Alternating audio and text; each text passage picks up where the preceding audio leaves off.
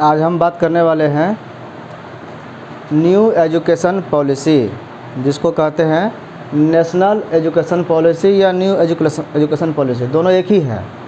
और ये अभी शिक्षा पर आधारित एक नया नीति बना है और ये जो है अभी कानून बना नहीं है। इस सब कानून बनने की कई प्रक्रिया होती है। तो सबसे पहले उसको संसद में पास कराना पड़ता है, उसके बाद उस पर राष्ट्रपति का मुहर लगता है, तब वो कानून बनता है। तो ये उससे भी एक और पहले वाली अवस्था को लाया गया था कि इसको सबके विचार से, सबके सामूहिक रूप से सबका सलाह मशविरा कर लिया जाए, परामर्श लिया जाए कि कैसा हम लोगों का शिक्षा व्यवस्था हो, उस पर विचार करके इसको बनाया गया है। ये 2015 से चल रहा था और इस पर कई कमेटियाँ बनी थी, 2 कमेटियाँ। तो एक ने इस पे जो रिपोर्ट दिया, दूसरा फिर वो 16 में बना था कस्तूरी रंगन का, जो साइंटिस्ट थे, उन्होंने 16 से 19 तक इस पे अध्ययन करके एक ड्राफ्ट बना करके दिया सरकार को, लगभग 300-400 पेज का था। और उसको जो है फिर उसको रिवाइज करके, मतलब कि उसको वेबसाइट पर डाला गया कि आम पब्लिक जनता और जो शिक्षाविद हैं वो इस पर क्या विचार रखते हैं, कैसा व्यवस्था होना चाहिए। उन्होंने जो फिर विचार दिया उस सबको संशोधित करके और जो सुझाव दिया उनको शामिल करके एक नया ड्राफ्ट बना है। और वो जो है NEP कहलाता है 2020। तो वो जो है अभी ये 2 दिन पहले आया है। अब ये कैबिनेट मंत्री से पहले पास हुआ, कैबिनेट से पास हुआ, जहाँ पर प्रधानमंत्री के साथ साथ जो मुख्यमंत्री होते हैं, सेंट्रल मिनिस्टर, उसके बाद ये संसद में पास होगा और उसके बाद फिर राष्ट्रपति उस पर साइन करेंगे, तब ये कानून बन जाएगा। तो ये कानून क्या, हम लोग जब किताब पढ़ते थे बचपन से तो उसमें लिखा रहता था 1986 शिक्षा नीति के अनुसार। तो वही जो शिक्षा नीति चल रहा था 1986 से, वो अभी तक बदला नहीं था, लगभग 34 साल हो गई। उस समय जो शिक्षा का व्यवस्था था, जो उसमें प्लानिंग किया गया था, उसको बदलने की आवश्यकता थी। क्योंकि लगभग 10 साल में हमेशा पे वेरिफिकेशन जिस तरह से होता है कि महंगाई बढ़ रहा है तो वेतन बढ़ना चाहिए, मजदूरी बढ़ना चाहिए, उसी तरह शिक्षा का भी कुछ न कुछ बदलाव इसमें होना चाहिए। ये डिमांड शुरू से ही होता रहा है, लेकिन इस पर किसी ने ध्यान नहीं दिया। पॉजिटिव चीज़ों पर कम लोग ध्यान देते हैं, अच्छे चीज़ को कैसे लाया जाए इस पर कम विचार करते हैं। तो इसको उसी को ढो रहा था, जबकि कई जनरेशन बदल गया और शिक्षा में परिवर्तन नहीं हुआ। 1986 के समय मोबाइल नहीं था, इस तरह का जो टेक्नोलॉजी नहीं था, तो उस समय सबका विचार नहीं हुआ था। लेकिन अब उसका हुआ है तो बदलाव होना चाहिए ना। तो ये बदलाव को कैसे लाया जाए, तो ये व्यवस्था बदलने का एक प्रयास है। शुरू में हम लोग सुनते थे गुरुकुल आश्रम में गुरु जी के पास जा कर के बचपन से पढ़ा जाता था, वहाँ पर थोड़ा होशियार होने के बाद भेजा जाता था। और अभी हम लोग क्या देखते हैं कि हम लोगों का जो अभी वर्तमान व्यवस्था था 1986 का, और अभी जो वर्तमान में है वो था 10+2। क्या व्यवस्था था? 10+2, 10 और 2। ये क्या मतलब है? स्कूल का व्यवस्था है ये। 10 और 2 मतलब होता है कि 10 साल अलग पढ़ाई है, 2 साल की पढ़ाई अलग है, यही है। 10 साल लगता है एक से पहला से 10वां तक पढ़ने के लिए। 1 to 10 क्लास जो है ये 10 क्लास तक पढ़ना है लगातार, उसके बाद 2 साल का एक कोर्स होता है इंटर। तो ये 10+2 ढांचा में था, ये पुराना मॉडल हो गया। इसमें भी बटा हुआ था कि वो 1 से क्लास से होता था, 1 to 5 जो है वो प्राइमरी स्कूल में होगा, 6 to 8 जो है मिडिल स्कूल में होगा, 9-10 जो है हाई स्कूल में होगा, सेकेंडरी स्कूल, और 11-12 जो होगा वो सीनियर सेकेंडरी में होगा। ये बंटवारा उसमें भी था, लेकिन वो जो है उस पर ऐसा बंटवारा किया गया था सब्जेक्ट का भी कि वो पॉजिटिव नहीं आ रहा था। उसका निष्कर्ष जो है अभी के समय में बहुत अच्छी व्यवस्था नहीं आ रही, तो उसका रिजल्ट जो होता है, आउटपुट जो होता है वो अच्छा नहीं था। और पहला क्लास में जो एडमिशन होता है वो 6 ईयर में होता है, 6 साल पर एडमिशन होता था। 6 साल से और शुरुआत हुआ, उसके पहले घर में ही रहना है, तो मैच्योर हो जाता था। और अभी के समय में देखते हैं कि 2 साल के बच्चे, 3 साल के बच्चे बहुत होशियार हो जाते हैं। तो अब वो 6 साल तक जो इंतज़ार करते हैं पढ़ने के लिए, तो 6 साल में इतना उसमें कुछ अच्छाई बुराई दोनों भर जाता है कि आगे वो संभल नहीं पाता है। तो 6 साल से आगे की जो पढ़ाई है वो थोड़ा सा उसको और पहले करने का प्रयास किया गया। हम लोग समाज में देखते भी हैं, शहरों में विशेष करके, कि उसके पहले की क्लास के बारे में शुरुआत किया गया है कुछ स्कूल, जो चिल्ड्रन स्कूल, बच्चों के स्कूल होता है, नर्सरी होता है, केजी पढ़ते हैं, एलकेजी पढ़ते हैं, और कुछ हमारे सरकार भी किया था उसमें आंगनवाड़ी के रूप में, लेकिन वो स्कूली व्यवस्था नहीं था, स्कूल से वो अलग था, जिसका मर्जी है कोई जा रहा है कोई नहीं जा रहा है, किसी को मतलब नहीं था। तो उसको जो है कंपलसरी बनाने के लिए ये नया व्यवस्था आया है। ये जो है ये NEP फॉर स्कूल एजुकेशन है, स्कूल का व्यवस्था जो है विद्यालय का, उसके लिए विद पॉलिसी फॉर स्कूल ये जो आया है, ये सिर्फ स्कूल का व्यवस्था ही नहीं है, किसके लिए व्यवस्था है, ये स्कूल एजुकेशन के लिए है कि क्या पॉलिसी होनी चाहिए। एंड और है हायर एजुकेशन, जब इंटर पास कर गए तो उसके बाद जो है ग्रेजुएशन करते हैं, पोस्ट ग्रेजुएशन करते हैं, उसमें यूनिवर्सिटी में कॉलेज में क्या नियम है होना चाहिए, उसमें भी सुधार करने के लिए ये लाया गया है। हायर एजुकेशन उसको बोलते हैं, ऊपर वाला, for college universities and other higher institutions या इंस्टीट्यूट, जो ऊपर के लेवल के जो पढ़ाई, यही पढ़ाई के साधन है ना, जगह है, संस्था है, तो वहाँ पर कैसे पढ़ाई होगा उस पर भी ये कानून लागू होता है। तो हायर में क्या है उसकी चर्चा अगले पार्ट में करेंगे। अभी हम लोअर की बात कर रहे हैं। तो लोअर में स्कूल है जो 12 क्लास तक के लिए ये स्कूल का व्यवस्था है। तो उसमें कैसे है, new pedagogical and curricular structure of school education, नया जो है शैक्षणिक और पाठ्यक्रम का करिकुलर दिया गया है, इस स्कूल का सिस्टम दिया गया है। वो अभी जो है 5+3+3+4, जो 10+2 था उसको तोड़ करके इसमें लाया गया। तो 5+3+3+4 ये जो है ये क्या है, ये कितना कितना दिनों का क्या क्या है, हम इसको एक चार्ट के रूप में समझेंगे। इसमें जो है 3 इयर्स और 12 इयर्स ये पढ़ना है। ये 3 इयर्स क्या है, और 12 साल तो हम लोग पहला से 12वां क्लास तक जो पढ़ते थे वो 12 साल तो है ही है। तो 6 को घटा करके जो लोअर किया गया वो 3 साल कर दिया गया कि 3 साल से बच्चों पर ध्यान देना है, बच्चों को पढ़ाना है। कब से, 3 साल से। तो ये 3 साल जो है वो एक्स्ट्रा जुड़ गया, 12 साल था है, 3 साल और जुट गया, तो कितना साल हो गया, 15 साल। तो ये जो व्यवस्था है वो 15 साल का शैक्षणिक व्यवस्था है। इसीलिए यहाँ जो हम जोड़ेंगे 5+3+3+4, तो 4 3 7 3 10 5 15, तो ये 15 साल का स्कूल व्यवस्था हो गया। पहले था 12 साल का, ये डिफरेंस है। और ये 3 साल जो है वो पढ़ाई आंगनवाड़ी में, और ये 12 साल स्कूल में। क्या क्या है इसको देखते हैं। ये जो है ये एज ग्रुप है, ये एज है कि बच्चा उस समय कितना एज का रहेगा और किस क्लास में वो माना जाएगा और किस स्कूल में, और उसका क्या क्या उसमें रहेगा क्वालिटी। तो 3 to 6 जो एज है, हम लोग देखते हैं कि बच्चा जब बचपन से ही सीखना शुरू कर देता है, तो वो 0 से 3 साल ईयर जो होता है, बचपन जो होता है, वो उसके गुरुजी प्रथम कौन होते हैं, माँ बाप होते हैं ना, तो माता पिता होते हैं। तो वो तो घर में माहौल देता है 3 साल तक। 3 साल के बाद जो है 3 से 6 साल जो है, जिसको UKG LKG ये सब चीज़ में बांट करके बताया जाएगा, उसकी पढ़ाई जो है आंगनबाड़ी में होगी, जिसको प्री स्कूल कहते हैं, जो स्कूल के पहले वाला स्कूल है। और ये प्रिपरेटरी है एक तरह से, क्लास के लिए प्रिपेयर करना कि कैसे क्लास में जाना है, कैसे बैठना है, तो इसको बाल वाटिका भी कहेंगे। तो ये है 3 से 6 साल तक के बच्चों के लिए। तो ये 3 साल का कोर्स हो गया इसमें। ये जो 3 इयर्स था ना, ये 3 साल का कोर्स ये एक्स्ट्रा हुआ।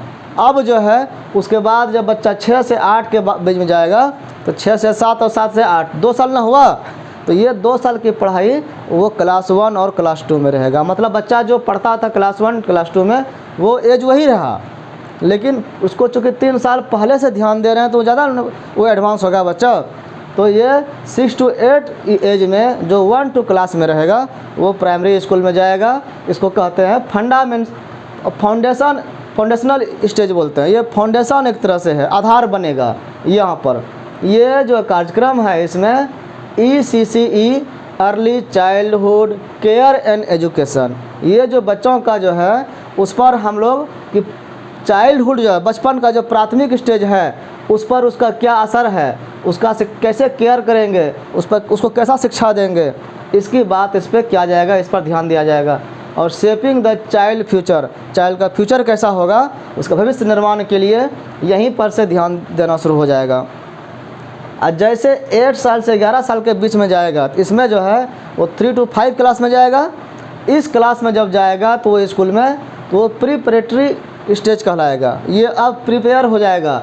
कैसा प्रिपेयर होगा वो, तो खेलने कूदने के लिए और डिस्कवरी करने लगेगा, उसको खोज करने के लिए एडवांस बनाया जाएगा कि कुछ तुम अपने मन से खोजो। और एक्टिविटी बेस्ड उसका होगा एजुकेशन, एक्टिविटी जो उससे कराया जाएगा, कार्यक्रम कराया जाएगा। वो चुपचाप बुक पढ़ करके रटने वाली विद्या अब नहीं रहेगी, एक्टिविटी कराया जाएगा और अनुभव से सीखना है। एंड इंटरेक्टिव क्लासरूम लर्निंग होगा, क्लासरूम में बातचीत करना है, खेलना कूदना है और बातचीत करके कार्यक्रम करके जो प्रैक्टिकल होता है वो करके दिखाना है। और इस तरह से इंटरेक्टिव क्लासरूम बनाना है, टीचर स्टूडेंट आपस में टीचर के साथ इस तरह से पढ़ करके वो पूरा प्रिपेयर हो जाएगा, नॉलेज गेन कर लेगा वो 5 क्लास तक। इसमें कई तरह के उसका डेवलपमेंट हो जाएगा साइंटिफिक। और जब वो 6 to 8 क्लास में जाएगा, जब उसका एज होगा 11 से 14 के बीच में, तो वो मिडिल स्टेज कहलाएगा। मिडिल स्टेज में उसके पास कई तरह का स्कोप आ जाएगा, वो इतना एडवांस हो जाएगा कि एक्सपेरिमेंटल लर्निंग होने लगेगा, कि वो एक्सपेरिमेंट करने लगेगा इन द साइंस। और मैथमेटिक्स में भी एक्सपेरिमेंट करेगा, आर्ट्स में, सोशल साइंस में, हर चीज़ में, कला में भी करेगा। सामाजिक अध्ययन जो होता है सोशल साइंस वो करेगा, ह्यूमैनिटीज़ जो होता है मानव अध्ययन, इस सब तरह से उसको परिपक्व बनाया जाएगा, मैच्योर बनाया जाएगा। इसके साथ ही वोकेशनल कोर्स का भी वहीं से शुरुआत हो जाएगा। जैसे कि हम लोग देखते हैं कि लोग अभी के समय जो पढ़ाई होता है क्या होता है, मैट्रिक किया, इंटर किया, बीए किया, एमए किया, उसके बाद बेरोजगार बैठा हुआ है, कोई काम का नहीं है। ये क्यों है? क्योंकि वो एक्सपेरिमेंट नहीं किया किसी चीज़ पर, जो पढ़ा उसको अपने जीवन में उपयोगी नहीं बनाता है, इस कारण से किसी काम का नहीं रहता है। जो बच्चे जो कुछ वोकेशनल कोर्स में चल जाते हैं अलग अलग, जैसे कोई गार्जियन होशियार होते हैं तो अपने बच्चों को आईआईटी कराते हैं, आईआईटी में एडमिशन कराते हैं इंटर के बाद साइंस दिला करके, तो वो एडवांस लेवल में चल जाता है। कोई मेडिकल्स में एडमिशन करा लेता है और उससे भी नहीं होता है तो मैट्रिक इंटर पर IITI होता है, उसमें जा कर के कंपनी में चला जाता है, या फिर रेलवे ड्राइवर वगैरह में। तो कई तरह के वो ये सब जो एक्स्ट्रा कोर्स है वो वोकेशनल कोर्स कराता है। कंप्यूटर कोर्स है, BCA है, BBA है, जितना भी एक्स्ट्रा कोर्स है ये जनरल छोड़ करके वो सब वोकेशनल कोर्स है। उसको यहीं से शुरुआत उसको कराया जाएगा ताकि वो उसी समय से कुछ नया चीज़ सीखे। और उसको कोडिंग डिकोडिंग सिखाया जाएगा। कोडिंग क्या होता है? जब सॉफ्टवेयर कोई बनाता है, अभी जो इंजीनियर है, हम लोग मोबाइल चलाते हैं, अभी मोबाइल का ज़माना है, छोटा छोटा बच्चा को मोबाइल उपयोग करने के लिए जानने लगा है, ज़रूरत बन गया है। तो वो कैसे होगा? हम लोग देखते हैं कि विदेशों में, चीन खास करके विशेष रूप से चीन, जापान, यह टेक्नोलॉजी के मामले में बहुत आगे है। क्यों आगे है? क्योंकि वहाँ बचपन से ही इसी चीज़ की पढ़ाई होती है। जब पढ़ाई होता है तो छोटा बच्चा जो है नया मोबाइल बना देता है, नया एक्सपेरिमेंट करता है, और वो जो है इतना सस्ता बना देता है कि बड़े लोग नहीं कर पाते हैं, और वो कर देता है। उसका दिमाग ज़्यादा तेज भागता है और इंटेलिजेंट होने के कारण वो उस समय उपयोग करता है, और उसका गुण का फिर हम मोनेटाइज कर देते हैं। वो कंपनी उसको अडॉप्ट कर लेता है और वो प्रोडक्ट मार्केट में सेल होने लगता है। तो वो जितना हम लोग यहाँ देखते हैं छोटे छोटे आइटम को, जो लगता है कि बहुत ये कितना कैसे बनाया है, तो वो कोई बड़का आदमी नहीं बनाता है, वो छोटे छोटे लोग बनाते हैं। वहाँ पर हर घर में लोग वहाँ पर साइंटिस्ट हैं एक तरह से समझो। तो वो कोडिंग डिकोडिंग करने का बाद जो है हम लोग बड़े होकर के भी नहीं जान पाते हैं। सॉफ्टवेयर के बारे में अब लगता है कि सुना ही नहीं कभी हमने। एप्लीकेशन जब मोबाइल कैसे बनाएंगे, तो हम लोग क्या हैं? हम लोग सिर्फ यूजर हैं, हम लोग सिर्फ यूज करने जानते हैं कि ये अच्छा ठीक है, सीख लेते हैं इसको यूज़ करने, मोबाइल चलाने जान जाते हैं। लेकिन मोबाइल में कैसे हो रहा है, ये चीज़ हम कैसे कर सकते हैं, इसका नॉलेज नहीं है। तो ये बचपन से ही आगे मिला दिया जाएगा, उसको वहीं से शुरुआत किया जाएगा, कोडिंग के बारे में समझाया जाएगा। कोडिंग कहते हैं कंसेप्चुअल लर्निंग कराया जाएगा, उस कॉन्सेप्ट बनाया जाएगा। बच्चे क्या करते हैं कि एक लाइन को रट रहा है आँख बंद करके, और उसको फिर वो बोलने लगता है। और जब उसको बोलने कहा जाता है कि अब सुनाओ तो क्या बोला है, तो वो 4-5 लाइन सुना देता है, एक लाइन बीच में छूट जाता है। तो ये क्यों है? क्योंकि वो समझता नहीं है। तो वो समझने के लिए कंसेप्चुअल क्लैरिटी लाना पड़ेगा कि वो क्या है सिद्धांत। अगर तो वो चीज़ यही 6 से 8 में ध्यान दिया जाएगा। और मोबाइल एप्लीकेशन सॉफ्टवेयर बना लिया, इंटर्नशिप कराया जाएगा। इंटर्नशिप क्या है? कि प्रैक्टिकल कराना है एक्सपर्ट के साथ, जो जानता है उनके साथ बच्चों को भेजा जाएगा वैसे कंपनी में। मान लो इंटर्नशिप क्या है? प्रैक्टिकल।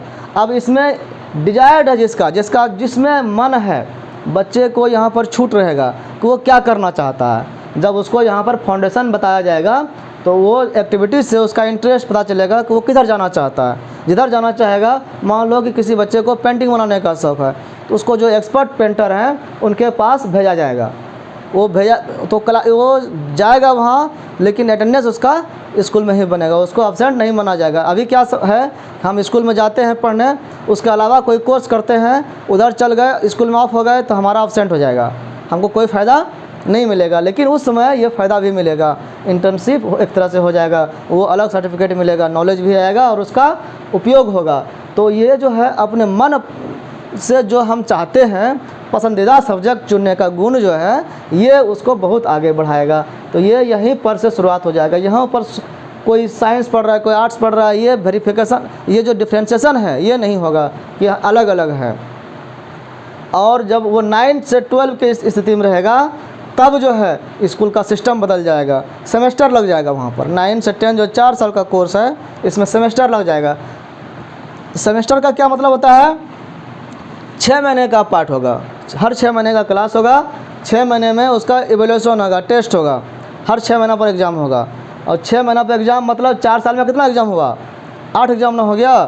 फाइनल जो होगा वो बोर्ड होगा, वो 12 में जाकर के बोर्ड होगा। तो हर साल में 2 बार एग्ज़ाम होगा, रिजल्ट आएगा, और वो जो है उस साल में जो 2 बार एग्ज़ाम हुआ किसी साल में, उन दोनों का नंबर जोड़ करके रिजल्ट दिया जाएगा।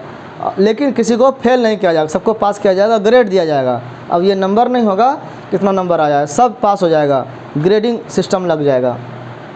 ये सेकेंडरी स्टेज कहलाता है।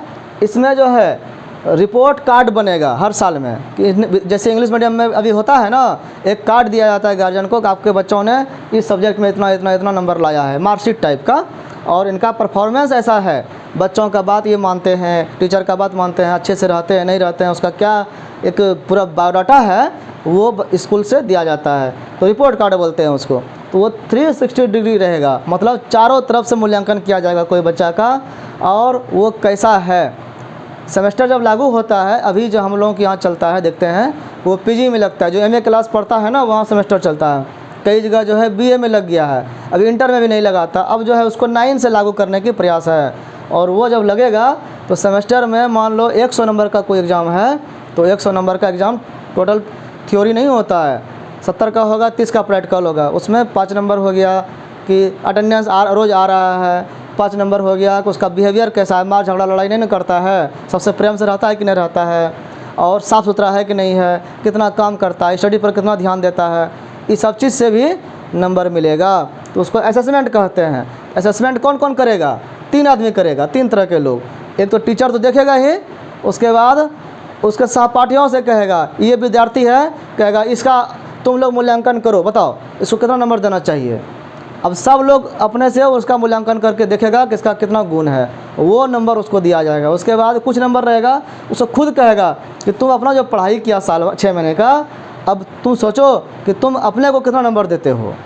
ये सेल्फ असेसमेंट हुआ, अपने से हम अपना मूल्यांकन करते हैं कि हमने जो पढ़ा है वो कितना अच्छा पढ़ा है, हम किस लायक हुए, हमने सब कुछ जाना कि नहीं जाना। तो ये रिजल्ट सब मिल करके बनेगा। तो ये जो है एक प्रोग्रेसिव रिजल्ट बनेगा, मतलब है कि विद्यार्थी समझने लगेगा कि हमारा जो है कैसे विकास होना है। मल्टी डिसिप्लिनरी होगा स्टडी, मतलब क्या है कि वो मल्टी होगा, डिसिप्लिन पढ़ेगा, मतलब साइंस भी पढ़ेगा, आर्ट्स भी पढ़ेगा, कॉमर्स भी पढ़ेगा, हर चीज़ को पढ़ेगा। और अब उसमें भेद नहीं रहेगा कि ये साइंस का बच्चा है ये तेज़ होगा, ये आर्ट्स पढ़ रहा है तो ये कमज़ोर होगा, ये जो भेद है ये नहीं रहेगा। कोई भी कोई सब्जेक्ट पढ़ सकता है और किसी के साथ पढ़ सकता है। एक सब्जेक्ट साइंस का पढ़ लिया, एक सब्जेक्ट आर्ट्स का पढ़ लिया, एक सब्जेक्ट किसी का पढ़ लिए, जो मर्जी है, जो इंटरेस्टेड है हमारा, जिसमें हमारा रुचि है, अपने रुचि के हिसाब से हम पढ़ेंगे। और यहाँ पर से जब पढ़ेंगे तो कैसे पढ़ेंगे, ग्रेटर एनालिसिस करेंगे, एनालिसिस उसका करेंगे, विश्लेषण करेंगे, बहुत ज़्यादा उस पर अध्ययन करके उसका वर्णन करेंगे। और जब वो वर्णन करेंगे, समझने लगेंगे, तो क्रिटिकल थिंकिंग उत्पन्न होगा, हमारा सोच जो है वो बढ़ेगा, हम बहुत गहन रूप से अध्ययन कर पाएंगे, समझने का प्रयास करेंगे, सोच हमारा चिंतन मनन बढ़ जाएगा, फ्लेक्सिबिलिटी आएगा इसमें सब्जेक्ट को चुनने में कि हम कोई सब्जेक्ट चुन सकते हैं। Student choice of subject, student जो सब्जेक्ट का चॉइस करेगा उसको वही सब्जेक्ट मिलेगा। अभी क्या है, अभी हम साइंस से इंटर कर रहे हैं, अब मैथ फिजिक्स केमिस्ट्री है, फिजिक्स केमिस्ट्री समझ में आता है, मैथ समझ में नहीं आता है, मैथ समझ में आ रहा है, केमिस्ट्री समझ में आ रहा है, फिजिक्स समझ में नहीं आता है, लेकिन क्या है कि पढ़ना पड़ता है, उसके साथ वो कॉम्बिनेशन होता है। अभी ये फिक्स है कि इसके साथ ये पढ़ना ही होगा, लेकिन इसको जो है यहाँ पर हटा दिया जाएगा। अब चॉइस है, ये सब्जेक्ट हमको नहीं पढ़ना है, इंटरेस्ट नहीं है, तो उसको हटा दो, उसको पढ़ने से फिर कोई फ़ायदा नहीं है। इस तरह से अभी का एजुकेशन हो गया। इसके बाद थोड़ा समरी में बता देते हैं कि इसके बाद जो 12वीं क्लास के बाद है, वो जो कॉलेज में पढ़ाई होगा उसको 3 साल से अब 4 साल में कर दिया गया है, तो उसको हम अलग से बताएंगे। 4 साल में अभी क्या होता था कि 4 साल में 3 साल का जो कोर्स है 3 साल कंप्लीट करना पड़ता है, तीनों साल पास करके तब रिजल्ट बनता है फाइनल। लेकिन अब बीच में कोई 2 साल 2 साल कंप्लीट कर लिया, उसके बाद किसी कारण से शादी हो गई, कुछ हो गया, छोड़ दिया पढ़ाई, तो वो उसको फाइनल सर्टिफिकेट नहीं मिलता है, लेकिन वो उसको बदल दिया जाएगा। क्या बदला जाएगा कि 1 साल पढ़ करके पास कर गया तो उसको सर्टिफिकेट कोर्स मिल जाएगा। आगे पढ़ना चाहे तो ठीक है, नहीं तो वहीं से अगर छोड़ना चाहेगा तो उसको सर्टिफिकेट डिग्री मिलेगा। अगर 2 साल पढ़ लिया और छोड़ना चाहेगा तो डिप्लोमा डिग्री मिल जाएगा। 3 साल पढ़ लिया और छोड़ दिया तो उसको डिग्री मिलेगा ग्रेजुएशन का। और 4 साल अगर कर लिया तो उसको जो है वो फिर आगे शिक्षण में अगर जाना है, टीचर बनना है, एमए करना है, तो वो 4 साल का कोर्स करना पड़ेगा। और 4 साल का जब पढ़ाई हो गया तब वो एमए उसको 1 ही साल करना पड़ेगा, तो ये उसमें फ़ायदा हो गया। और एमफिल नहीं करना पड़ता, डायरेक्ट जो है पीएचडी कर सकता है एमए के बाद। ये सब सिस्टम उसमें लागू हुआ है, उसको थोड़ा और डिटेल से बताएंगे। इसमें जो है हर साल 10 बैगलेस डेज रहेगा पर ईयर, मतलब बिना बैग का, मतलब बस्ता लेके नहीं जाना, किताब लेके नहीं जाना पढ़ने के लिए। 10 दिन हर साल में ऐसा रहेगा। कैसा रहेगा? Taught a vocation of their choice, उसको क्या करने का मन करता है, जो पेशा उसका है, जो वो जिस काम में इंटरेस्टेड है, उसको करने के लिए 10 दिन उसको अलग से सिखाया जाएगा। और इनफॉर्मल इंटर्नशिप होगा। इंटर्नशिप वही हो गया ट्रेनिंग जो एक्सपर्ट के साथ होता है, प्रैक्टिकल कराया जाएगा कि जो काम करना चाहता है, हमको खेती करने का मन है, खेती 10 दिन सिखाया जाएगा, हमको मुर्गी पालन करना है, हमको मुर्गा पालन उसको सिखाया जाएगा, जो भी उसका चॉइस है, पेंटिंग है वो उसको सिखाया जाएगा, डांसिंग है डांस क्लास सिखाया जाएगा, जो भी मर्जी है वो 10 दिन हर साल में एक्स्ट्रा क्लास उसको दिया जाएगा। स्कूल एग्ज़ाम जो होगा 3 लेवल पर होगा, वो होगा क्लास 3 में, क्लास 5 में और क्लास 8 में। इसके लिए अलग संस्थाएं बनाई जाएगी जो बोर्ड का एग्ज़ाम, इसका एग्ज़ाम लेगा। असेसमेंट जो होगा वो फॉर्मेटिव स्टाइल में होगा, जो मूल्यांकन होता है वो रचनात्मक ढंग से होगा। ऐसे नहीं कि क्वेश्चन दे दिए लिख दो हम देख लिए, ऐसे खाली नहीं, उसका देखेगा कि उसमें परिवर्तन हुआ कि नहीं हुआ। इनकरेजेज, जब ऐसे लेगा तो इनकरेज करेगा, उसका प्रोत्साहन करेगा, बढ़ाएगा हायर ऑर्डर थिंकिंग स्किल, तब उसको सोचने का जो स्किल है, कौशल है, वो हाई ऑर्डर पर चल जाएगा, बढ़ जाएगा। क्रिटिकल थिंकिंग, और वो अच्छे से चिंतन मनन कर पाएगा। और कंसेप्चुअल क्लैरिटी, और वो जो कॉन्सेप्ट जो पढ़ा है उसके संबंध में क्लैरिटी आ जाएगा, वो अच्छा से समझ जाएगा। और जब अच्छा समझ जो जाएगा वो फिर किसी और को समझा भी सकता है, किसी को बता भी सकता है। तो ये सब एग्ज़ाम लेने के लिए ऊपर से 12 का बोर्ड एग्ज़ाम जो होगा वो 12 में होगा, जो इंटर का बोलते हैं अभी एग्ज़ाम, उसके एग्ज़ाम के लिए एक संस्था बनाया जाएगा जिसका नाम होगा परख। परख हम लोग ऐसे सुनते हैं हिंदी में, तो परख ना होता है किसी को जांचना, लेकिन परख का फुल फॉर्म कुछ और है। क्या है? Performance assessment review and analysis of knowledge for holistic development. इतना बड़ा नाम है ये परख का। परफॉर्मेंस देखा जाएगा, उसका असेसमेंट किया जाएगा, आकलन किया जाएगा, रिव्यू फिर से उसको देखा जाएगा, और एनालिसिस किया जाएगा कि उस पर विचार किया जाएगा किसका, कि नॉलेज का, कि कितना ज्ञान मिला है इसको, सच में ज्ञान जो मिला है उसका क्या क्वालिटीज है। For holistic development, holistic development क्या होता है? समुच्चय रूप से, संपूर्ण रूप से उसमें मानव बनने का क्या क्या गुण हुआ है, व्यक्ति का निर्माण कैसे करना है, वो गुण का असेसमेंट होगा, मूल्यांकन होगा। इसके लिए नेशनल असेसमेंट होगा, ये एक संस्था बनेगा नेशनल असेसमेंट टाइप का। हैव लेस स्टेक्स इससे क्या होगा कि दांव कम रहेगा। जो बच्चा पढ़ लिया तो उसका रिस्पॉन्सिबिलिटी होगा ना कि हमने इतना पढ़ाया, ये ऐसा बन सकता है। अभी जो है दांव पर है, सब डिग्री ले रहा है, सब पास हो रहा है, किसी काम का नहीं हो रहा है।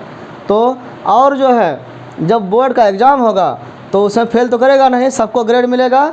तो एक बार ही मेन एग्ज़ाम होगा हर विद्यार्थी का। लेकिन अगर ग्रेड मान लो होता है A++, A+, A, B++, B, फिर C, D, E, अब जितना नीचे आएगा उतना फेल की गिनती में आएगा ना, ख़राब स्टूडेंट माना जाएगा, उसको कमज़ोर माना जाएगा। अगर मान लो कोई D ग्रेड का हो गया तो मतलब 3rd डिवीज़न उसको या फेल मान लो अभी के हिसाब से।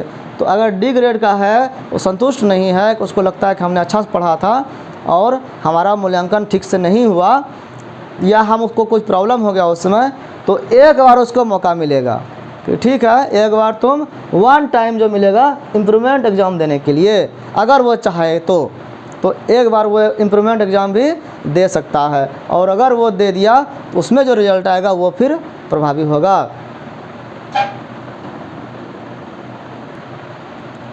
जितने भी संस्था बनेंगे इसमें, उसका एक नोडल एक संस्था होता है जिसको मानते हैं, यह माना गया किसको, NCERT को।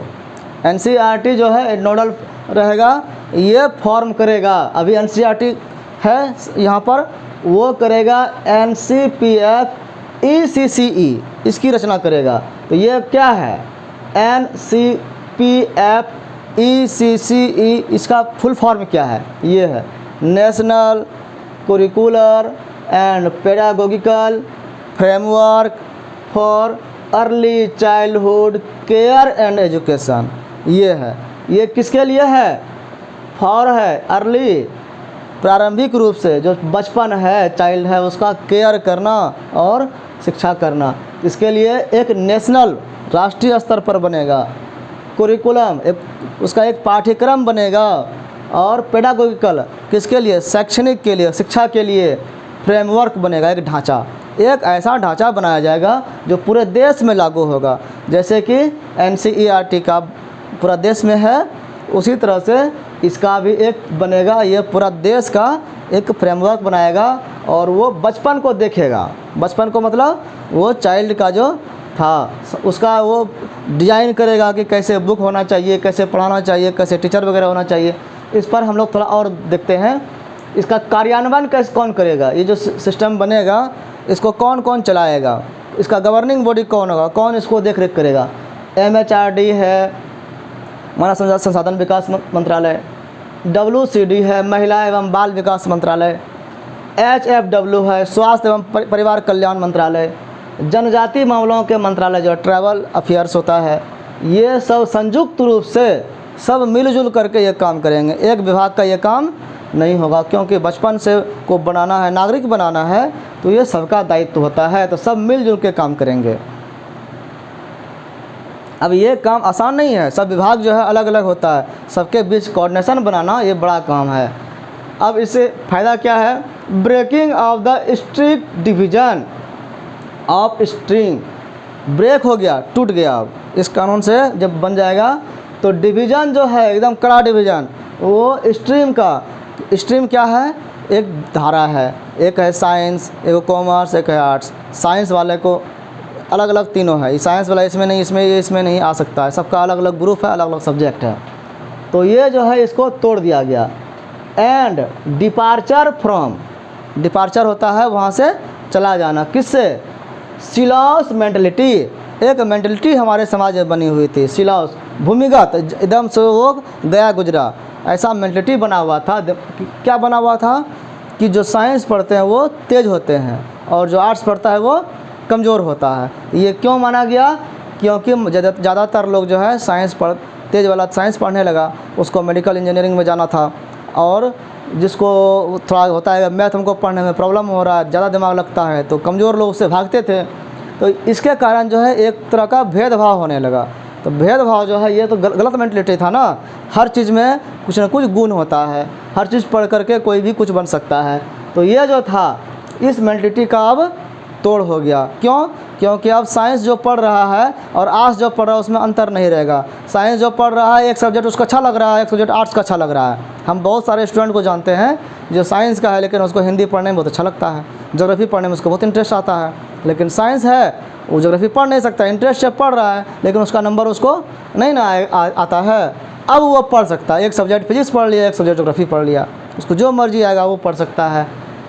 कोई फिलॉसफी पढ़ लिया, कोई बायोलॉजी पढ़ लिया, कोई कुछ भी पढ़ सकता है अब किसी के साथ। तो ये जो है मल्टी डिसिप्लिनरी टाइप का कोर्स हो गया। ये फ़ायदा हुआ, इस तरह से दूर भागे।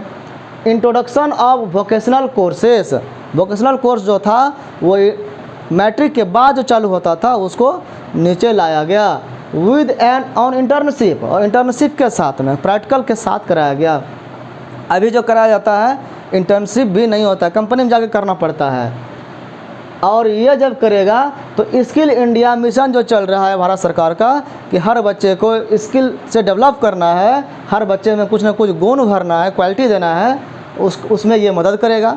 अब बच्चा शुरू से गुणकारी मिलेगा। अभी सरकार चला रहा है स्किल इंडिया, हर जगह कंप्यूटर का सेंटर फ्री में पढ़ाने का खोला गया है कि कोई भी फ्री में जा कर के पढ़ सकता है, भले उसमें पढ़ाई हो ना हो लेकिन सर्टिफिकेट मिल जाता है। और कई तरह के लोग, बहुत कुछ तरह की बात हो गई वहाँ पे। तो लेकिन वो जो है बचपन से पढ़ने वाला इंटरेस्टेड रहेगा तो वो भी काम आसानी से हो जाएगा। एक्सटेंशन ऑफ आरटीई, आरटीई क्या है? Right to education. ये जो शिक्षा का अधिकार संविधान दिया है भारत सरकार जो है उस पर कानून बनाया है कि सबको पढ़ने का अधिकार है। ये जो अधिकार दिया गया है आरटीई कहते हैं। तो ये इसका जो ड्यूरेशन था, एज था, वो बढ़ाया गया to all children up to age of 18। 18 साल तक के बच्चे को फ्री में पढ़ने का अधिकार है हर बच्चे को। पहले जो है 6 से 14 साल तक का था कि 14 साल तक के बच्चे तक को फ्री में पढ़ने का अधिकार मिला था। अब जो है उसको बढ़ा करके 18 साल तक कर दिया गया। अब इसमें पैसा कहीं नहीं लगेगा, फ्री में पढ़ना है। और ये राइट टू एजुकेशन के माध्यम से मिला। एमएचआरडी का जो है लक्ष्य है 2025 तक कि एक राष्ट्रीय पुस्तक संवर्धन नीति तैयार करना है, और ये तैयार करेगा और राष्ट्रीय मिशन की एक स्थापना करेगा जो ग्रेड 3 तक सबका पहुंच बनाएगा, सार्वभौमिक पहुंच बनाएगा कि 3 साल तक बच्चे को, हर बच्चे को वो किताब वगैरह सब कुछ मिल जाए आसानी से, कोई बच्चा छूट नहीं पाए। एक बच्चा भी ऐसा नहीं हो जो क्लास 3 तक नहीं गया हो, हर बच्चे को पहुंचाना है। Ending Hindi versus English language debate, यह जो लैंग्वेज डिबेट है हमने चर्चा नहीं कर पाया उतना पहले, वो वहाँ पर टेबल में लिखे थे कि मातृभाषा में पढ़ना है। ये सबसे बड़ा जो है अभी का इसमें इसका अचीवमेंट होगा। क्या कि बच्चे जो हैं गांव घर के, मान लो वो हिंदी में जानता है, भोजपुरी जानता है, अंगिका जानता है बिहार के, मैथिली जानता है या बंगाली जानता है, उसको किसी और भाषा में पढ़ना पड़ता है। इंग्लिश उसको लगता है कि कैसे पढ़ेंगे। तो नॉर्थ इंडिया का जो उत्तरी भारत के लोग हैं वो हिंदी बहुल भाषी हैं लोग यहाँ पर, तो हिंदी बोलने के कारण जो है अंग्रेजी उसको बहुत भारी लगता है। लेकिन साउथ इंडिया में जब जाते हैं, दक्षिणी भारत में, वहाँ पर अंग्रेजी बोलने वाले लोग ज़्यादा हैं, तो वहाँ पर हिंदी नहीं पढ़ता है लोग, हिंदी पढ़ना उसके लिए कठिन होता है। तो वो लोग कहते हैं कि हिंदी हम पर थोप रहा है, ज़बरदस्ती हमको पढ़ना पड़ रहा है, हिंदी नहीं पढ़ेंगे हम। यहाँ वाले कहते हैं इंग्लिश ज़बरदस्ती थोप रहा है हमको, इंग्लिश नहीं पढ़ना है हमको। तो इस तरह से लोग जो है भाषा का विवाद होता था। तो उसको कर दिया गया कि मातृभाषा में पढ़ना है। आप जिस क्षेत्र में हैं, आपके यहाँ जो भाषा है उसी भाषा में पढ़ना है। और अनिवार्य कर दिया कि 5 क्लास तक जो बच्चा है पहले वो समझे। तो अभी हम बच्चा को पढ़ा रहे हैं इंग्लिश मीडियम में, तो इंग्लिश में वो रट के आ रहा है, छोटे छोटे बच्चे हैं, रट के आ रहा है, उसको समझ में कुछ भी नहीं आता है। और वो जब समझ में नहीं आता है तो रट्टू बन करके वो रट्टू ही रह जाता है, आगे तक भी समझना उसके लिए मुश्किल हो जाता है। तो इसीलिए पहले वो समझ ले किस भाषा में, तो जिस भाषा में बोलता है मातृभाषा में 5 क्लास तक। इसको कहा गया कि सरकार इसको 8 क्लास तक भी बढ़ा सकता है। और जब वो पढ़ लिया, समझ लिया, तब तो जिस भाषा में चाहे सीखे, उसको फिर आगे रोक नहीं है। और मातृभाषा में मतलब ये नहीं है कि हिंदी ही पढ़ना है, इंग्लिश ही पढ़ना है। वो जिस क्षेत्रीय भाषा में वो क्षेत्र में रहता है, वहाँ जो भाषा चलता है वही भाषा पढ़ना है। तो ये जो कहा अभी चलता था कि एंडिंग हो गया इसका, Hindi versus English language debate, ये भाषा का विवाद जो होता था वो ख़त्म हो गया। हम ही 2 दोस्त हैं, हम हिंदी बोलने वाले हैं, साथ में कोई इंग्लिश बोलने वाला दोस्त है, तो आपस में विवाद होता था। लोग कहता था इंग्लिश मीडियम में पढ़ा विद्यार्थी है वो ज़रूर तेज़ होगा, हिंदी वाला जो है वो ज़रूर कमज़ोर होगा। ये जो बात होती थी ये नहीं होगी, क्योंकि ज़रूरी नहीं है कि इंग्लिश में जो पढ़ा वो ज़्यादा समझदार होगा। ये डिबेट ख़त्म हो गया।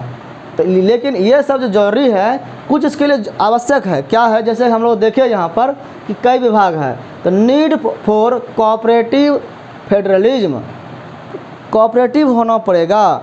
शिक्षा का जो क्षेत्र है ना, शिक्षा वो कनकरेंट सब्जेक्ट है। कनकरेंट क्या होता है? समवर्ती सूची। 3 सूची संविधान में होता है, एक केंद्र का, एक राज्य का। तो केंद्र का जो सूची होता है उसमें जो कानून होता है वो केंद्र सरकार बनाता है। राज्य सूची में जो विभाग होता है उसका जो विषय होता है उसमें राज्य सरकार अपना बनाता है कानून, केंद्र सरकार उसमें कुछ नहीं करता है। एक होता है तीसरा, समवर्ती सूची बोलते हैं, उसमें जो है राज्य सरकार भी कानून बनाएगा, केंद्र सरकार भी कानून बनाएगा। तो ये जो शिक्षा है हमारा, ये समवर्ती सूची में है, मतलब सरकार भी, केंद्र सरकार भी बनाएगा और राज्य सरकार भी कानून बनाएगा। तो यही सवाल है कि अब केंद्र सरकार कुछ बना दिया ये नियम, राज्य सरकार इसको लागू करेगा कि नहीं करेगा, उसका भी अधिकार न है। तो इसमें जो है कोऑपरेशन होना ज़रूरी है। ये कोऑपरेशन थोड़ा सा मुश्किल लगता है कि सेंटर और स्टेट मानेगा कि नहीं मानेगा, थोड़ा समय लगेगा इसमें। नीड है इसके ये ब्रिजिंग डिजिटल डिवाइड।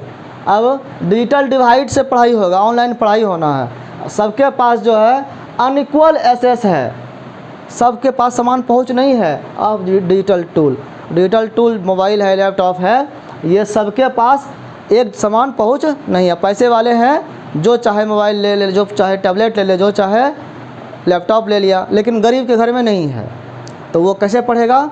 तब तो सबके पास नहीं ना पहुंच पाएगा। तो बहुत सरकार ने ऐसा कर रहा है अभी कि हर विद्यार्थी को लैपटॉप फ्री में दे रहा है, कहीं मोबाइल फ्री में दिया जा रहा है पढ़ने के लिए। तो ये जो है थोड़ा इसको ब्रिज करना पड़ेगा, जोड़ना पड़ेगा कि कैसे सबके पास पहुँचे। ये अभी कठिनाई है। इंटर मिनिस्ट्रियल कोऑर्डिनेशन, यहाँ जो कई मिनिस्ट्री है, कई मंत्रालय है, सबके बीच में कोऑर्डिनेशन बनाना पड़ेगा।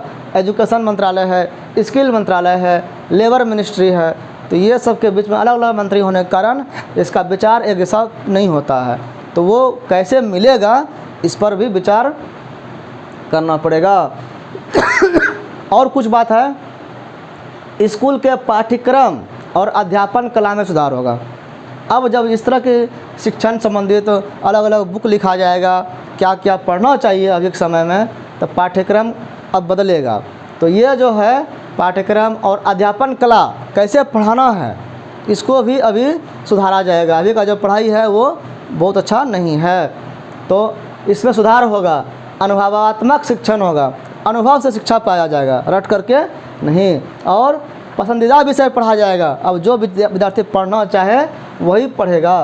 व्यावसायिक शिक्षा होगा, व्यावसायिक शिक्षा जब करेगा तो फिर वो बेरोजगार नहीं रहेगा, पढ़ करके कुछ ना कुछ काम करने लायक बन जाएगा, अपने पैर पर खड़ा हो सकेगा। ये सब गुण है।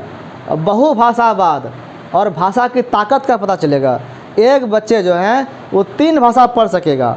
3 भाषा जब पढ़ेगा तो वो बहुत टैलेंटेड हो जाएगा। वो किसी भी क्षेत्र में जाएगा तो उसको कोई दिक्कत नहीं होगा और ज़्यादा विद्वान हो जाता है। त्रिभाषा फार्मूला इसको अपनाया गया है। इसमें थोपना नहीं है कोई चीज़ कि ज़बरदस्ती ये भाषा पढ़ना है।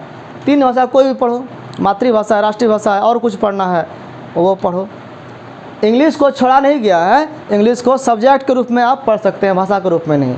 अन्य सभी विकल्प भी उपलब्ध हैं कि और कोनो विषय जो चाहे पढ़ सकता है। कोई अब बंगाल के बंगाली पढ़ना चाहे, कन्नड़ के कर्नाटक में पढ़ना चाहे, जरूरी नहीं है उसको इंग्लिश में पढ़ना है। संस्कृत पर थोड़ा ज़्यादा जोर दिया गया है, जो विलुप्त हो रहा है, लोग नहीं पढ़ रहा है। एक भारत श्रेष्ठ भारत एक नीति है, सरकार का चल रहा है। इस योजना के तहत भारत की भाषा, भारत में जितने भी भाषा हैं, किसी एक भाषा को अपनाना है और उसकी गतिविधि में, उसका जो प्रोजेक्ट होता है उसमें 2-4 दिन, 10 दिन का होता है, 15 दिन का होता है, उसमें भाग लेना है। विद्यार्थी अगर भाग लेगा, मान लो हमको कन्नड़ भाषा सीखने का मन है, कर्नाटक के लड़कों के साथ हमको रख दिया, तो कुछ न, या वहाँ पर चल गए, तो वो जो टूर पर जाते हैं तो वहाँ पर साथ में जा कर के कुछ ना कुछ नया चीज़ सीखते हैं, वेशभूषा सीखते हैं, उसकी संस्कृति सीखते हैं, उसका क्या व्यवस्था है वो सीखते हैं। और ISL Indian sign language, sign language है, देश भर में विकसित किया जाएगा। ये क्या है? जो अंधे हैं, जो बहरे हैं, बहरे के लिए विशेष रूप से है, बोल रहे हैं सुन ही नहीं रहा है, तो उसको कैसे कैसे समझाएंगे? इशारे से समझाएंगे। तो इशारा का भी भाषा होता है। हम लोग न्यूज़ में देखते हैं समाचार कोई बोल कर होता है, और कोई जो मुख बधिर समाचार होता है, मुख बधिर वाले में अंधे और बहरे के लिए समाचार होता है, इशारा से बोला जाता है, ऐसे करके वैसे करके बोला जाता है। उसका एक भाषा है, उसको ISL बोलते हैं, इंडियन साइन लैंग्वेज। इसका डेवलपमेंट किया जाएगा ताकि दिव्यांग जो हैं, जो शरीर से कमज़ोर हैं, उनको भी पढ़ने में कोई दिक्कत नहीं हो। आकलन में सुधार होगा। कैसे मूल्यांकन करना है? इसके लिए नियमित एवं रचनात्मक आकलन करना है, रोज़ रेगुलर करना है, और रचनात्मक कि उससे कुछ नया चीज़ मिले, ये नहीं किसी के प्रति दुश्मनी का भाव रखना है। अच्छा आकलन करना है, और इससे क्या होगा? उच्च स्तरीय कौशल आएगा विद्यार्थियों में, एक गुण आएगा, स्किल आएगा, क्या? विश्लेषण करने गुण आएगा। वो अच्छा चीज़ से विश्लेषण करे कैसे किया जाए, वर्णन कैसे किया जाए, चिंतन करने का गुण आएगा, और स्पष्टता का गुण आएगा। इसका विकास होगा। जैसे कि अब हम मान लें इस पर कहेंगे निबंध लिखने के लिए, हम लोग पढ़ते थे ऐसे लिखो इस पर, तो अब इस पर क्या क्या है, कैसे बना, नहीं बना, इसका क्या उपयोग है, कहाँ से आया, ये सब पर लिखते हैं ना। तो इसके लिए चिंतन बढ़ता है, दिमाग बढ़ता है, सोचना चाहिए। तो ये सब जो विकास है वो दिमाग को हाई लेवल पर पहुँचाता है। उपयुक्त प्राधिकरण द्वारा परीक्षा का संचालन, एक अलग से बॉडी रहेगा। हम पढ़ाई, हम ही शिक्षा ले रहे हैं, वो तो मूल्यांकन करेंगे ही। अलग से जो बोर्ड टाइप का एग्ज़ाम होगा 3, 5, 8 क्लास में स्कूली एग्ज़ाम, उसके लिए अलग से व्यवस्था रहेगा एग्ज़ाम लेने वाला। जैसे NIOS है, नेशनल लेवल का ओपन यूनिवर्सिटी है। हर राज्य का एक ओपन स्कूल होता है, जैसे BBOS होता है बिहार में। और ओपन लर्निंग भी कराया जाएगा, जो स्कूल से बाहर रहने वाले हैं बड़े, उसको भी इसके माध्यम से जोड़ा जाएगा, पढ़ाया जाएगा। तो कई तरह का परीक्षा संचालन होगा। प्रभावकारी शिक्षक भर्ती। अब इतने जो पढ़ाई होगी, कौन करेगा पढ़ाई, कौन कराएगा? शिक्षक न कराएगा। तो शिक्षक भी उस लायक होना चाहिए, तो शिक्षक को भी उचित तरीके से ट्रेंड किया जाएगा, और नए शिक्षक की जो भर्ती होगी वो प्रभावकारी होगा, मतलब बढ़िया शिक्षक का चुनाव किया जाएगा। और कैरियर प्रगति मार्ग, और शिक्षक का भी प्रमोशन होता है, वो आगे बढ़ने का है कि जिस लेवल पर है उससे वो कैसे आगे बढ़े समय समय के साथ। तो वो जो है प्रगति बोलते हैं, प्रमोशन, उसका मार्ग जो है वो खुल जाएगा। अभी प्रमोशन नहीं हो पाता है, टीचर है तो वो रिटायरमेंट तक टीचर रह जाता है, कुछ आगे नहीं बढ़ पाता है। उसमें जो प्रगति होगा वो व्यवस्था पारदर्शी बनेगा, मतलब सब उसको जान पाएगा। कोई ऐसा नहीं है कि किसी का बेटा है तो उसको DM बना दिए, DO बना दिए, BO बना दिए, कुछ बना दिए, और कोई किसी कुछ नहीं है तो उसको छोड़ दिए। तो ये जो भेदभाव वाली परिस्थिति है उसको थोड़ा सा बदलने का प्रयास होगा। पदोन्नति जो होगा, ऊपर जो ये प्रगति होगा वो योग्यता आधारित होगा। अगर जो योग्य होगा वो ऊपर आएगा। समय समय जो है उसका आकलन होगा समय, और वो प्रशासक भी बन सकेगा, व्यवस्थापक भी बनेगा, शिक्षा विशारद भी बनने की व्यवस्था है, मतलब ऊपर लेवल पर वो जा सकता है। 2022 तक जो है 2 साल तक में राष्ट्रीय अध्यापक शिक्षा परिषद, ये शिक्षकों का एक परिषद है। ये परिषद जो है एक बनाएगा संगठन, वो राष्ट्रीय प्रोफेशनल मानक बनाएगा, जिसको कहते हैं NPST। ये बनाया जाएगा, जिसको national professional standards for teachers. तो टीचर्स के लिए क्या मानक हो, टीचर कैसे होना चाहिए, वो एक राष्ट्रीय प्रोफेशनल मानक बनाया जाएगा, जो ऐसे ही नहीं, उसको NCERT से, SCERT से, शिक्षकों से, विशेषज्ञों से, जितने संगठन हैं शिक्षा के जुड़े हुए, सबसे सलाह मशविरा करके, परामर्श करके एक मानक बनाया जाएगा। और उस मानक को पूरा करने वाला टीचर चाहिए। फिर टीचर जो हैं उनको उस मानक को पूरा कराना पड़ेगा, ट्रेंड करना पड़ेगा। स्कूल प्रशासन जो अब चलेगा, ये व्यवस्था कैसे चलाने के लिए कोई व्यवस्थापक चाहिए ना, तो इसको परिसर में या क्लस्टर में व्यवस्थित किया जाएगा, बांटा जाएगा। जैसे कि अभी देखते हैं नेशनल लेवल का शिक्षा है, उससे फिर स्टेट लेवल का शिक्षा है, स्टेट उसको डिस्ट्रिक्ट वाइज में बांटता है, एक जिला, तो वो DEO होता है वहाँ पर। राष्ट्रीय स्तर पर जो है शिक्षा मंत्री, राज्य स्तर पर शिक्षा मंत्री, जिला स्तर पर DEO हो गया, ब्लॉक स्तर पर जो है BEO होता है, फिर CRCC होता है, क्लस्टर लेवल बोलते हैं।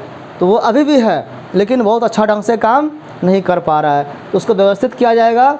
और इसी क्लस्टर को मूल इकाई माना जाएगा, जो एक पंचायत लेवल पर होता है। और इसका काम क्या होगा? बुनियादी ढांचागत सुविधा, जो सुविधा चाहिए पढ़ने के सेंटर पर, स्कूल में, विद्यालय में, वो सुविधा का विकास करना है, उपलब्ध कराना है।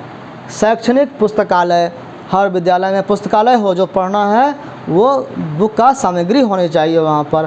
प्रभावशाली शिक्षक समुदाय, वहाँ पर उचित रूप से जितने प्रभाव वाले शिक्षक होना चाहिए, वो शिक्षक का एक ग्रुप हो, समुदाय हो, उसकी उपलब्धता सुनिश्चित किया जाएगा। उसको उपलब्ध कैसे कराया जाए, कितना कमी है, कितना बढ़ा, वो सब का ध्यान रखा जाएगा। स्कूली शिक्षा के लिए मानक निर्धारण किया जाएगा और प्रत्यायन किया जाएगा। इसके लिए ये जो व्यवस्था है वो नीति निर्माण करेगा, नियम बनाएगा, विनियमन करेगा, परिचालन करेगा अकादमिक मामलों का। स्टेट और यूटी जो है, यूनियन टेरिटरी, ये SSSA का गठन करेंगे। ये SSSA क्या है? स्टेट स्कूल स्टैंडर्ड अथॉरिटी, एक अथॉरिटी होगा, एक संस्था होगा जो स्कूल का, जो राज्य के स्कूल है उसका जो है स्टैंडर्ड क्या होगा, उसका मानक करेगा। वो सार्वजनिक निगरानी करेगा, जब मन तब वो जांच करेगा, देख रेख करेगा, और उसमें उसकी जवाबदेही भी होगी कि कुछ अगर गलत पाया गया तो ये जांच नहीं किया, इसका मतलब है इसका, ये इस तरह से जवाबदेही भी इसी का होगा। SCERT जो है SQAAF का निर्माण करेगा, विकास करेगा। ये क्या है SQAAF? ये है स्कूल क्वालिटी असेसमेंट एक्रीडिशन फॉर्म। एक जो है एक फॉर्म होगा जो स्कूल की गुणवत्ता और आकलन करेगा और प्रत्यायन का संरचना करेगा, एक्रीडिशन करेगा। तो इस तरह से ये स्कूल की व्यवस्था होगी। 10+2, 10 और जो 12 होता है, माध्यमिक शिक्षा कार्यक्रम, व्यावसायिक पाठ्यक्रम, वयस्क साक्षरता। वयस्क साक्षरता क्या है? जो बड़े हो गए और पढ़ नहीं पाए, अब उसके लिए तो बचपन में 1-2 क्लास में नाम लिखाएंगे नहीं, बच्चों के साथ बैठाएंगे नहीं, उसके लिए अलग से शिक्षा का व्यवस्था किया जाएगा, वयस्क शिक्षा। व्यावसायिक पाठ्यक्रम किया जाएगा अलग से। जीवन संवर्धन कार्यक्रम किया जाएगा, इस जीवन को कैसे संवर्धन किया जाए, कैसे बढ़िया तरीके से बनाया जाए, ये सब प्रस्तावित उपाय हैं। इसको अपनाने के लिए प्रयास किया जाएगा। जब कानून बनेगा तो ये पक्का हो जाएगा। अभी इस सब का एक यहाँ पर संदेश ये आया है एक तरह से परामर्श के रूप में कि इसको भी किया जाना चाहिए। राज्य स्तर पर और जिला स्तर पर हर दिन के समय में सिर्फ आकर के, रात में नहीं, एक बोर्डिंग स्कूल बनाया जाएगा। बोर्डिंग स्कूल जो होता है ना, हॉस्टल वाला स्कूल होता है जहाँ पर बच्चे रह के पढ़ते हैं। तो सिर्फ डे टाइम कि बच्चे दिन में आके पढ़ के चले जाएं, ऐसा स्कूल मूक और बधिर के लिए बनाया जाएगा। मतलब जो बोल नहीं पाए, गूंगा और जो बहरा है, उसके लिए राज्य स्तर पर बनाया जाएगा। इसके साथ ही, इसके अलावा भी और भी स्कूल में वो कई तरह की सुविधाएं दी गई, जैसे कि MDM है, मिड डे मील।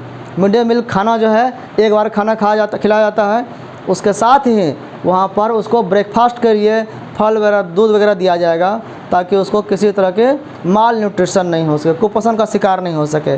लेकिन अभी के समय में थोड़ा सा पढ़ाई उसके कारण भी बर्बाद होता है, लेकिन इसके जो अगर अच्छा से पालन हो जाए तो वो भी ठीक ठाक हो सकता है।